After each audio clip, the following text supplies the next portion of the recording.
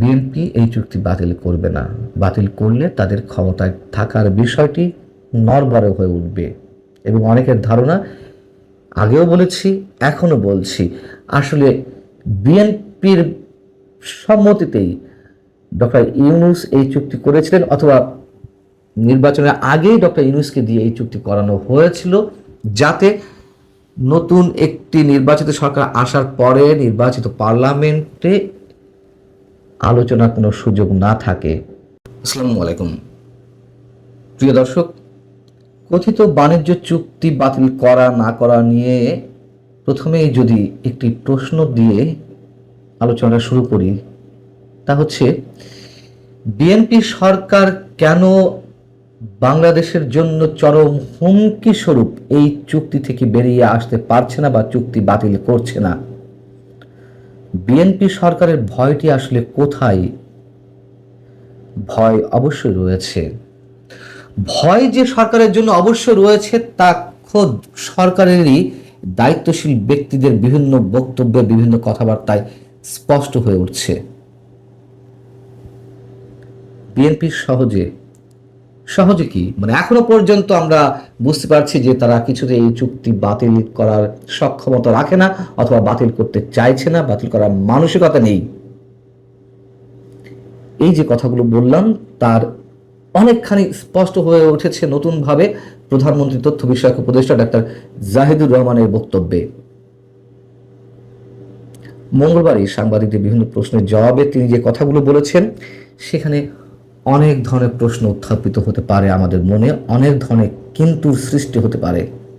তিনি বলছেন যে আমরা যদি চুক্তিটি দেখি তাহলে দেখব যে এই চুক্তি বাতিল করার অপশন আছে, 60 দিনের নোটিশ দিয়ে বাতিল করে দেওয়া সম্ভব এই চুক্তি। এটি হচ্ছে 1 নম্বর। আর 2 নম্বর কি? 2 নম্বর হচ্ছে এই চুক্তির মধ্যে আরেকটা কন্ডিশন রয়েছে, 2 দেশ আলোচনার মাধ্যমে চুক্তির বিভিন্ন শর্তে পরিবর্তন আনতে পারে। তিনি বলছেন যে অন্তত আমরা পরে যে অপশনটার কথা বলছি সেটি করা যেতে পারে, পর্যালোচনা করা যেতে পারে, সরকারি পর্যায়ে এটি পর্যালোচনা করা উচিত। মিস্টার জাহিদুর রহমান বলছেন যে প্রধানমন্ত্রীর সঙ্গে তার কথা হয়েছে, সরকারের মধ্যে এটা নিয়ে কিছু পর্যালোচনা করা হবে, কারণ এটি খুবই শক্তিশালী চুক্তি এবং এটি বাতিল করে দেওয়ার প্রভাব কি হতে পারে নিশ্চয়ই আমরা বুঝতে পারি। কথাগুলো একটু ভালো করে শুনুন। নিশ্চয়ই আমরা বুঝতে পারি যে এটি বাতিল করে দেওয়ার প্রভাব কি হতে পারে। আমরা কোন প্রেক্ষাপটে এই চুক্তি করেছি বা এই চুক্তি স্বাক্ষরিত হয়েছে সেটাও আমরা বুঝতে পারি। চুক্তি বাতিল করলে দ্বিপাক্ষিক সম্পর্ক আবারও সংকটে পড়তে পারে বলে আশঙ্কা করছেন তিনি। প্রশ্ন হচ্ছে যে বাতিল করলে কি হবে, কেন বাতিল করা যাবে না, কোন প্রেক্ষাপটে এই চুক্তি হয়েছে নির্বাচন মাত্র 3 দিন আগে, সেটাও আমরা এখন বেশ ভালোভাবে বুঝতে পারছি নতুন করে। মালয়েশিয়া এই চুক্তি করার পরে তারা সেখান থেকে বেরিয়ে এসেছে না? মালয়েশিয়ার উপরে কি প্রভাব পড়েছে? মালয়েশিয়া কি একেবারে কোনো ধরনের ষড়যন্ত্রের জালে আটকা পড়েছে, ভয়ঙ্কর ক্ষতির কোনো ক্ষতির সম্মুখীন হয়েছে? নিশ্চয়ই না। খোদ মালয়েশিয়ার প্রধানমন্ত্রী আনোয়ার ইব্রাহিমের সঙ্গে যুক্তরাষ্ট্রের এই চুক্তিটি হয়েছিল, তারপরও সেখান থেকে তারা বেরিয়ে এসেছে এবং 37% শুল্ক যে আরোপ করা হয়েছিল বাংলাদেশের উপর প্রথম পর্যায়ে, চূড়ান্তভাবে প্রাথমিক ধাপে সেটি 20% নামিয়ে আনা হলো ডক্টর ইউনূস সরকারের সময়। ডক্টর ইউনূসের যে পাইক পেয়াদারা ছিলেন তারা বলতে লাগলেন, ঢোল পেটাতে লাগলেন যে ডক্টর ইউনূসের কি পরিমাণ গ্রহণযোগ্যতা, তার আলোচনায়, তার আবেদনে এতটাই গ্রহণযোগ্যতা যে যুক্তরাষ্ট্র একবারে 20% নামিয়ে এনেছে শুল্ক। আরে এটি তো দেশের বিশ্বের যে 70টি দেশের সাথে শুল্ক চুক্তি ঠিক নয়, 70টি দেশের উপরে শুল্ক আরোপ করা হয়েছিল যুক্তরাষ্ট্রের পক্ষ থেকে, তাই প্রত্যেকের ক্ষেত্রে এই পরিমাণ শুল্ক নামিয়ে আনা হয়েছিল। মালয়েশিয়ার ক্ষেত্রেও 20% নামিয়ে আনা হয়েছিল। পরে 1% কমানোর জন্য যে দেন দরবার হয়েছিল তার মাধ্যমে যে চুক্তি, সেখান থেকে মালয়েশিয়া বেরিয়ে এলো। বাংলাদেশের ক্ষেত্রেও 1% মাত্র কমানো হলো। সেই 1% কমাতে গিয়ে আমাদের সার্বভৌমত্ব হুমকির মুখে ফেলা হলো যুক্তরাষ্ট্রের সঙ্গে মানে যুক্তরাষ্ট্রের পক্ষ থেকে যেসব দেশের উপরে নিষেধাজ্ঞা থাকবে সেটি প্রতিপালন করতে হবে বাংলাদেশকে। যুক্তরাষ্ট্রের মানে কনসার্ন ছাড়া সামরিক সরঞ্জাম কিংবা এরকম আরও অনেক কিছু অন্য কোনো দেশ থেকে আমদানি করা যাবে না। এরকম তো আরও অনেক বিষয় রয়েছে যা আমাদের স্বাধীনতাকে চরমভাবে খর্ব করা হয়েছে।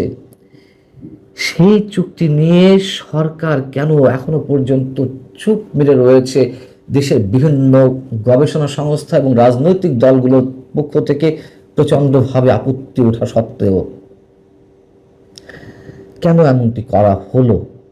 কেন এই চুক্তি করা হলো? মানুষ এখন ধীরে ধীরে বুঝতে পারছে নতুনভাবে, যেটি আমরাই প্রথম দিকে ডক্টর ইউনূসের বিচার দাবি করছিলাম।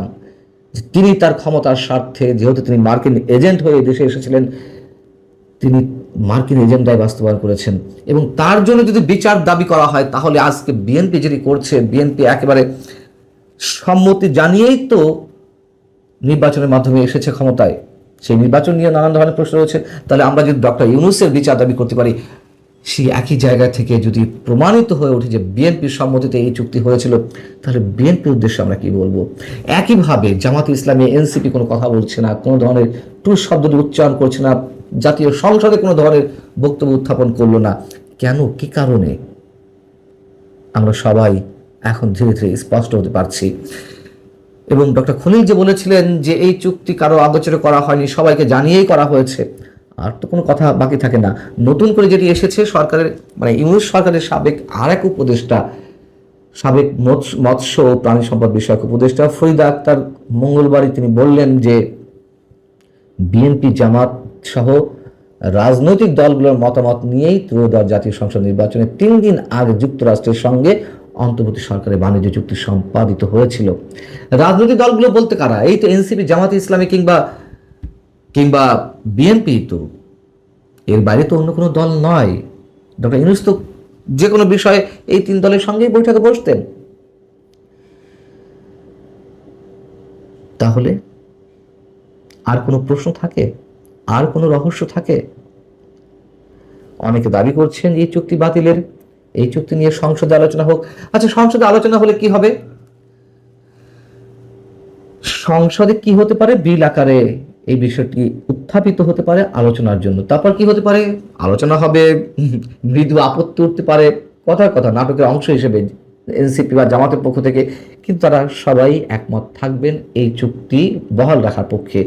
নাটকের অংশ হিসেবে কি হতে পারে? স্পিকার একটি বিশেষ কমিটি গঠন করে দেবে, সেখানে এই চুক্তি নিয়ে নানান ধরনের পর্যালোচনা হবে। কমিটি যে সিদ্ধান্ত দিবে সেই সিদ্ধান্তের উপরে সংসদের সদস্যদের কণ্ঠ ভোটে সেই চুক্তি বাতিল বা পাশ হবে। কারা বাতিলের পক্ষে থাকবে? এই চুক্তির সেই সংসদে তো সব তো নিজেরাই। স্বতন্ত্র যে কজন সংসদ সদস্য আছেন, রুবেন ফারহানা সহ, তাদের সংখ্যা কতটি আমরা জানি। তারা কি করবে? কতটুকু বাধা দেবে? তাদের কণ্ঠ কতটা শক্তিশালীভাবে এত শত শত সংসদ সদস্যের মধ্যে উচ্চারিত হতে পারবে?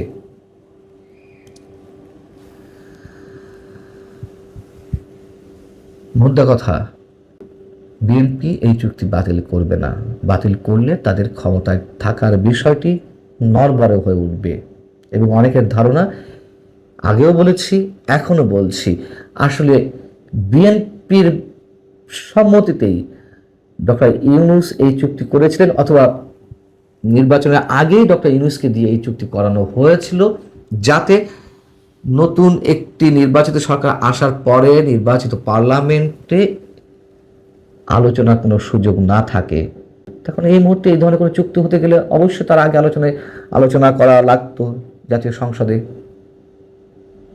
হিসাব মোটামুটি আমাদের কাছে পরিষ্কার। তবে এটুকু আমরা এখনো পর্যন্ত পরিষ্কার নই, বাংলাদেশকে কতটা ভয়ঙ্কর ঝুঁকির মধ্যে ফেলা হয়েছে এবং ফেলা হতে যাচ্ছে, যদিও তার কিছু অংশ নিয়ে এর মধ্যে অনেক বেশি আলোচনা হয়েছে। ভালো থাকুন সবাই। আল্লাহ হাফিজ।